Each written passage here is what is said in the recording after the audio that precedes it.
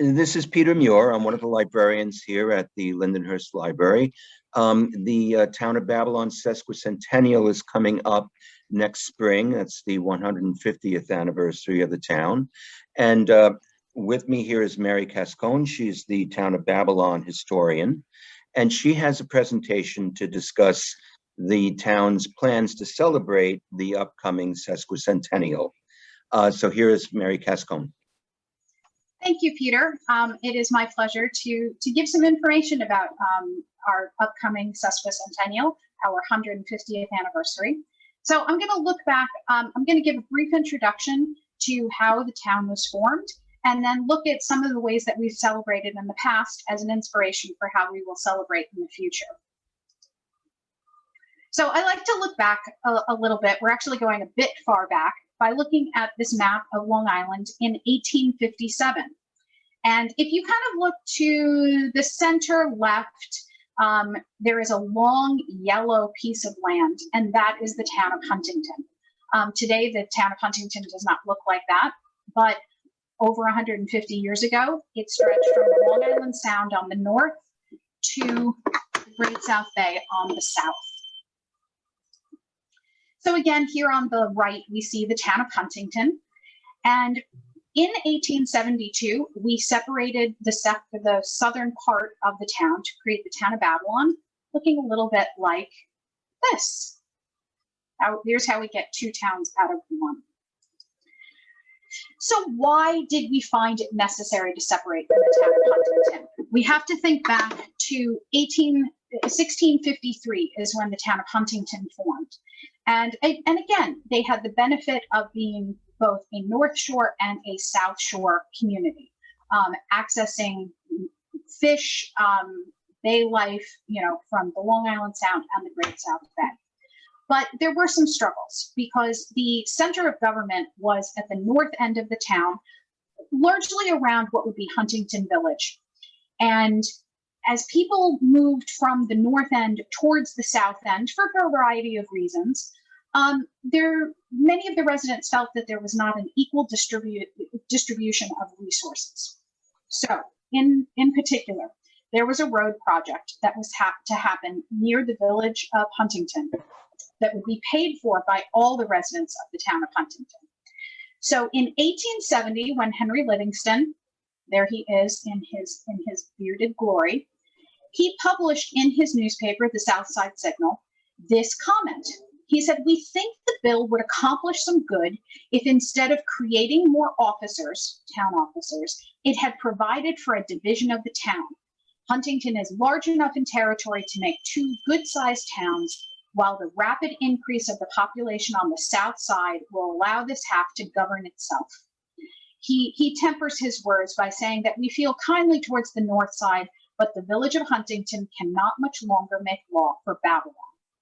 These are big words, but in less than 2 years, that move to separate the town of Huntington into two towns would move forward. And this is actually, these words are considered the first published suggestion that the town separate, that the town of Huntington separate, divide. So in 1872, January 27th to be exact, the residents of the town of Huntington, and let's remember, these were only men who were eligible to vote, they were presented with three choices. Did they desire for there to be one town for the town of Huntington to remain whole? Should the town divide into two parts? Or there was another option to divide into three towns. There were some people kind of in the Half Hollow Hills, Deer Park, Wyandanch area that kind of thought, hey, wait a minute, the folks on the north end are going to be taking care of the folks on the south end will have their due, but what about us? Well, by and large, you can see from the numbers here that they voted for there to be two towns. I like to say that not only did the south side want to leave, the north side wanted us to leave. So this was not a revolution. We did not go to war with the town of Huntington. This took place by vote, and then things moved very quickly. So the next month, in February, Judge Reed, there on the picture on the left, he drafted a bill to create the town of Babylon because we needed the state legislature to approve this new move.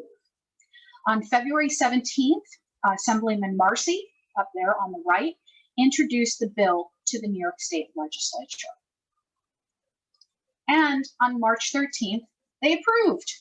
I've always been taken by how quickly it all moved. We think of government sometimes as moving slow, but all of this seems to have happened in a couple of weeks.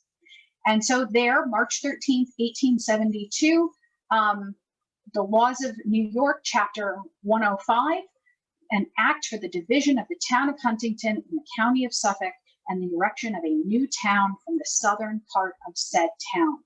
This also established the boundary line. If you ever look at a map that shows the division between the town of Babylon and the town of Huntington, it's a very straight line. And that is because in the law, it says that the dividing line between the towns of Babylon and Huntington shall be 1 mile north of the Long Island Railroad. And the Long Island Railroad that they're referring to here is what we now know as the Ronkonkoma branch. So just a couple of weeks later, on April 2nd, the residents of the new town of Babylon came together and they were to elect their first town board. They were electing a supervisor and 4 justices of the peace. We would not have a councilman position until the 1940s. So a supervisor, 4 justices of the peace, a town clerk, a tax receiver, and a number of other positions, including things like commissioners of highway. But when we think about the town board, the justices of the peace and the town supervisor. That first town supervisor is again this bearded gentleman, Albert Carl, a well-known resident of what would become the village of Babylon. In Babylon Village, Carl Avenue is named for him because he owned much of the property on either side of that street. And even though he is long gone, we still have a street that bears his name. So one of the interesting things that happens in that election is that the residents come together, they elect their board, and within the hour, the first board meeting takes place. Again, a very expedited process. We did not have a town hall. We would not have a town hall for another 46 years, the building that I'm currently sitting in. And so the meeting took place at the American House, and that's the picture that we see here. It stood at the northwest corner of West Main Street and Deer Park Avenue here in Babylon Village. And this would be the common thing for almost 5 decades. It would be announced in the newspaper where the town board would meet, and whether that was, Reed's Hotel in Lindenhurst or one of the hotels in Amityville or even Deer Park, they would let you know a week, 2 weeks ahead of time where the town board would be located, and you could come and address the board with any business that you had. So we formed that new town in 1872. 6 years later, we adopted the town seal. It's something that we all see often, whether it's on a street cleaner or a garbage truck, one of our other town vehicles, but we don't always stop to see what it's made of. And there are 5 animals that are in the center of the seal. The eagle represents the United States of America. It shows our patriotism to our country. And then the other 4 animals are all related to the Great South Bay. The fish that's below the eagle, up to the left is a clam, up to the right is an oyster. And while it is clear in this picture, it has not always been clear in others. That is an eel that is between the eagle's beak. And of course, those 4 marine animals are found in the Great South Bay. And I believe that they reflect this major industry of the town in the 1870s. One of the cornerstones of creating their own town the town board set forth that the privileges of the bay, meaning the people who get to fish there and collect the marine life for to make money or to feed their families, was exclusive to the residents of the town of Avalon. It's very much like getting your beach permits today. So that is a very brief introduction to our origin story. And as we get ready to celebrate our 150th anniversary next year, I want to take a look at how the town of Avalon has celebrated significant events in the past. So there at the bottom, that's Old Town Hall. I'm sitting right now on the first floor of that beautiful building, which happens to be on the National Register of Historic Places. And that gathering that's in the picture up to the left, those are the gentlemen who gathered, the movers and shakers of the time, many of them elected officials. They came for the Cornerstone Dedications. A great story about that is that our cornerstone says 1917. And it was in December of 1917 that they were supposed to come together to make this dedication. The day turned out to be too cold for people. And so they canceled that and they rescheduled it for March 13th, 1918, 46 years to the day after the state legislature had approved the creation of the town. So it always makes me kind of smirk a little bit when I see that our cornerstone says 1917, but it really wasn't dedicated until 1918. And you can see the scaffolding that's still there. The windows are not yet in the building, but 6 months later, the town offices would start occupying the building. And this building was used as the town hall until 1958. So that brings us to 1957. I don't know that we always follow this pattern today, but in the past, it was common to have 3 ceremonies with regards to a new building. You had a groundbreaking ceremony, which is what we see with the men putting shovels into the ground. And that is the town supervisor on the far left, Donald Muncie, and the other 4 gentlemen are councilmen. By this time, the positions were councilmen rather than justices of the peace. Then on the bottom right, again in 1957, this is the dedication of the cornerstone of the building. The last ceremony that tends to happen is the dedication of the building, which we'll see in a moment. So here is Town Hall on Sunrise Highway under construction. You can make out the shape of the building even today, you know, with its cupola up on top, the 4 large columns in the front. And this was the building completed. This being 1958, it's still kind of what we might consider an early color photo. It has definitely turned pink. It's a little hard to color correct, but we'll keep working on that. And this was the dedication of Town Hall. So that third one, the 3 celebrations: groundbreaking for the building, dedication of the cornerstone, and dedication of the building. This took place on October 18th, 1958. At the upper left, that is Town Supervisor Arthur Cromarty, a well-known Lindenhurst resident up until his death in 2014. And he was receiving a flag from Senator Kenneth Keating that was a gift from President Eisenhower, congratulating the town on the momentous task of building their new town hall.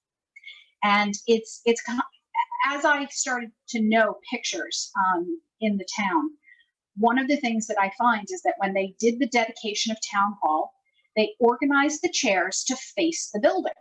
As you can see here, you can see the back of people's heads, and they are looking at Supervisor Cromarty, who's standing at a podium up at the top of the steps, which is different than when the town celebrated its 90th anniversary just 4 years later. You would think that things like the banner up there between the columns saying 90th anniversary Town of Avalon would have led, people in the past to realize that this is not the dedication of Town Hall. But it's very easy for us to differentiate between the photos because here the people are facing away from Town Hall, or at least they're down off the front steps. So it was a very big deal in 1962 to celebrate the 90th anniversary. The population of the town of Babylon had increased by more than 3 times from 1950 to 1960. It went from something like 45,000 people in 1950 to over 142,000 in 1960. So you have a 4-year-old town hall, you have a growing town. Let's celebrate that 90th anniversary. Here's Lieutenant Governor Malcolm Wilson, who was also addressing the assembled there in 1962. In 1973, he would succeed Governor Nelson Rockefeller as New York governor. This is always a very amusing picture. In 1972, as the town of Babylon was celebrating its 100th anniversary, here are the members of the town board, our town supervisor, 4 councilmen, I believe our tax receiver, and our town clerk, as well as superintendent of highways. That was still an elected position at the time. They chose to pose in beards, I guess to represent 1872. There is currently some debate as to whether or not our current elected officials will choose to don beards again to create a historical tradition. But I will compliment them that people did try to match the beards to their hair colors. So those with lighter hair seem to have a lighter beard. So this is 1972. That's Richard DiNapoli, who at one time had been a town clerk, and Supervisor Aaron Barnett. I love the logo for the 100th anniversary, A Century of Service, Town of Babylon Centennial Celebration. And they held celebrations throughout the year, much like we're planning for next year. I do have a blog that was launched last year. It is tobhistorian.blogspot.com, as shown here. And in both 1962 for the 90th anniversary and in 1972 for the 100th anniversary, our local newspapers published centennial anniversary sections. And the full version of these anniversary booklets are available on that blog. Just look for the post that says Celebrating Babylon. So this is the homepage of the Town Historian's blog. You can see right there, they're celebrating Town of Babylon. And here's the article, again, with a picture of Lieutenant Governor Wilson. So then moving on, past 1972, we get to 1976, the American Bicentennial. This picture here is from some of the art shows that they did in relation to the Bicentennial. One of the students made this artwork of President Lincoln, and that just to the left of Lincoln is Supervisor Tom Fallon, who was our town supervisor at the time. And it's interesting that his predecessor, Aaron Barnett, who was there at the 100th anniversary, we can see his portrait up on the wall. It is a little bit interesting to see the curtains there in the town boardroom, which are no longer used, but it gives us an idea of some of the celebrations that went on. Again, with the Bicentennial, this is a Bicentennial parade that was held in North Babylon. I just love the floats and everything that are here, because not only do we get a glimpse at some of the 1970s apparel, we get to see how the 1970s tried to interpret the 1870s in their style. I really haven't seen any significant celebrations in the 1980s. We had some really nice monument dedications and things like that. But as far as a town-wide celebration, The next big one was in 1972, when the town of Babylon celebrated its 120th anniversary. And someone came up with, literally made up the word centennial to represent 120 years. And here are not just some of our town board members. That is Supervisor Arthur Pitts, that's just to the left of the time capsule. And at the far left was the then legislator, Rich Schaefer, who is our current town supervisor. But all these elected officials posed with the time capsule that they were putting onto the grounds of Town Hall on Sunrise Highway. So that is my brief introduction to our origins as the town of Babylon, how we've celebrated in the past. Moving into 2022, we're going to celebrate January 27th, 2022 as the date that we voted to separate from the town of Huntington. I encourage you to follow townofbabylon.com starting at the beginning of next year to keep updated about the events that we're planning to celebrate. We will have an extensive section of the town website related to history information about each of our communities. We are looking to bring events into the communities, and we are planning a town-wide parade for October of 2022. So please keep in touch with us, and you can always reach out to the historian's office. Contact us by going to townofbabylon.com. Thank you very much.